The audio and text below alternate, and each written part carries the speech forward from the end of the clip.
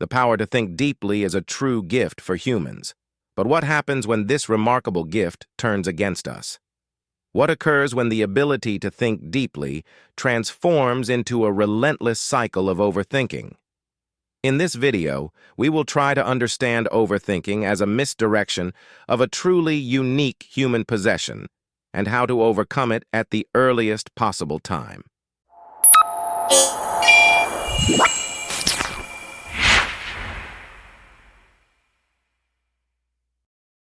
Let's understand this. What is overthinking? It means thinking about something too much or for too long. So when does regular thinking turn into overthinking? It happens when you can't seem to stop worrying and think so much that you can't make a decision or do anything, and that's never a good thing. Moreover, overthinking is not merely thinking too much, but thinking ineffectively, obsessively, and detrimentally. It is a disease of the modern era. It is a distortion of our innate ability to think, ponder, and understand. To think is human, but to overthink is to let our thoughts take control of us.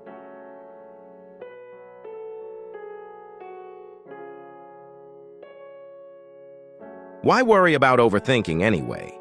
Many people do not recognize that overthinking is a problem, but it's a really big problem. Overthinking can lead to indecision and inaction. When you think too much about a problem or a decision, you might become overwhelmed by all the potential outcomes and options, making it difficult to choose a course of action. This can paralyze your thinking.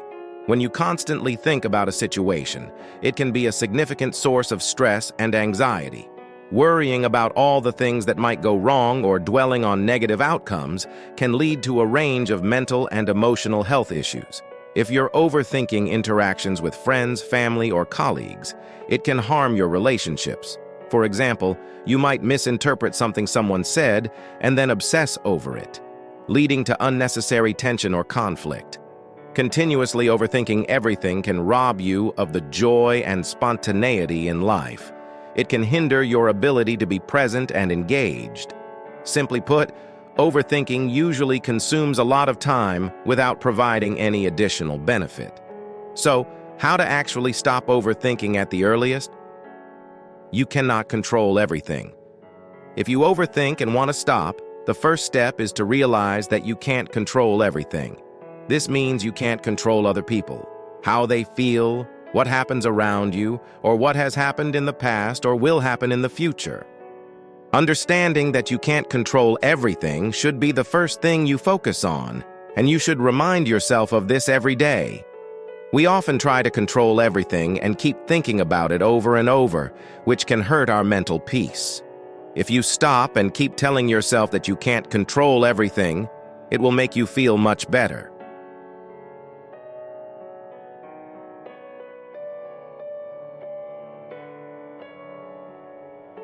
Recognize and accept.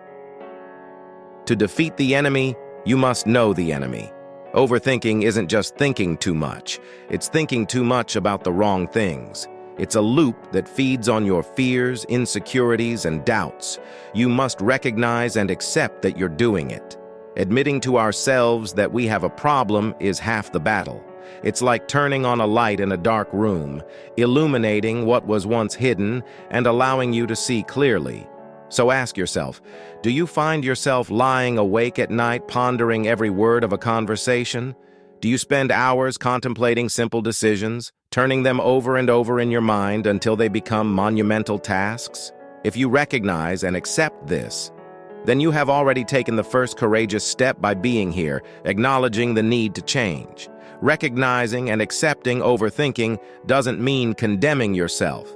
It means understanding that it's a part of our human nature, something that can be observed, understood, and ultimately mastered. You see, friends, by acknowledging that you overthink, you give yourself permission to address it. Start journaling your thoughts. Write down what's bothering you, and you'll find patterns. Recognize them, embrace them, and prepare to conquer them. Your mind is not a garbage bin. If you constantly let others give you their opinions, Your mind can become overwhelmed like a trash bin full of unnecessary things. Don't listen to everything you hear and think about it all the time. If you keep putting everything into your mind, it gets tired, and then your body feels tired all day. It's that simple. If you keep putting too much information or opinion in your mind, it can even affect your sleep.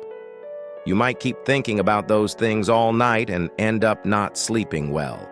So how can you avoid this? When you feel overwhelmed by other people's opinions, ask yourself this question. Does it add any value to me? If it doesn't help you in any way, try to ignore it and focus on something else. Since each of us only has one life, we shouldn't let other people's unhelpful opinions dictate it. Challenge your thoughts. Imagine you've been given the responsibility of leading a new project at work. As the deadline approaches, a thought creeps into your mind. I'm not qualified for this. I'm going to fail, and everyone will know I'm not reliable. Now this thought is powerful and can easily spiral into overthinking, causing stress and panic. But let's challenge it. Ask yourself, is this thought true? What evidence supports it? Have you failed before, or is this fear based on assumptions and insecurities? You've likely been chosen for this task because of your skills and accomplishments. Your past successes are facts that can't be ignored. Put the thought on trial and cross-examine it.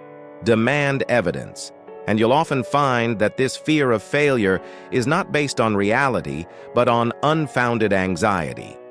Your mind might be playing tricks on you, turning a simple challenge into an insurmountable obstacle.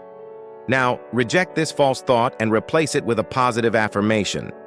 I am strong, I am capable, I am in control, I've succeeded before, and I can do it again.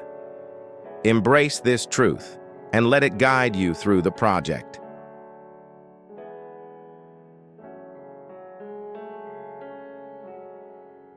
Set boundaries for time to think and time to act.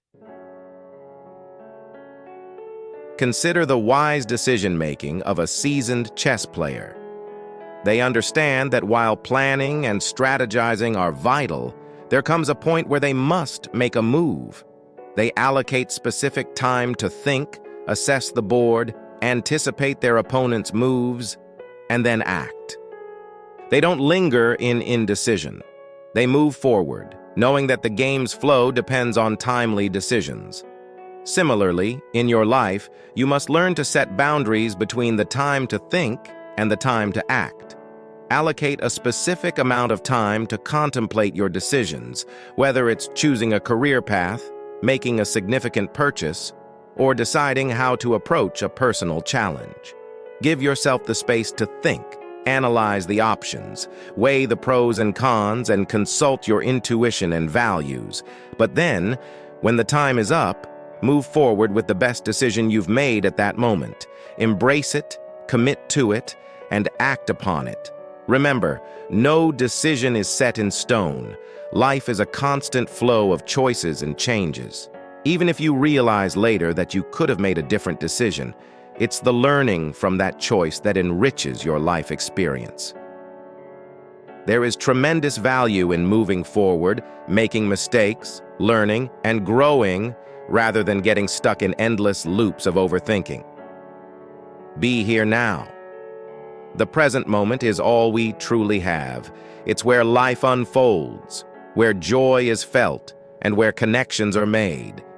Yet how often do you truly experience the present, untainted by the noise of your thoughts? Mindfulness is the practice of being fully present and engaging with the now without judgment. It's not about shutting out the world or escaping our responsibilities. It's about fully embracing the current experience, whether it's the sensation of the wind against your skin, the taste of your morning coffee, or the sound of a loved one's laughter. Consider, for example, a simple act like eating a meal. Often we eat while distracted, thinking about our next meeting or replaying a conversation in our heads. But what if instead we took the time to truly savor the food, to appreciate its texture, its flavor, its nourishment? Such mindfulness transforms a mundane act into a moment of connection and joy. Mindfulness can be as simple as focusing on your breath, feeling its rhythm, and appreciating the life it represents. It doesn't require hours of meditation or a drastic change in lifestyle. It simply requires a conscious decision to be fully engaged with the present. I hope you can overcome overthinking soon by practicing what was shared in this session. I pray that this video will bring some light into your life. Thank you for being with me, and may the rest of your day be filled with delighting moments.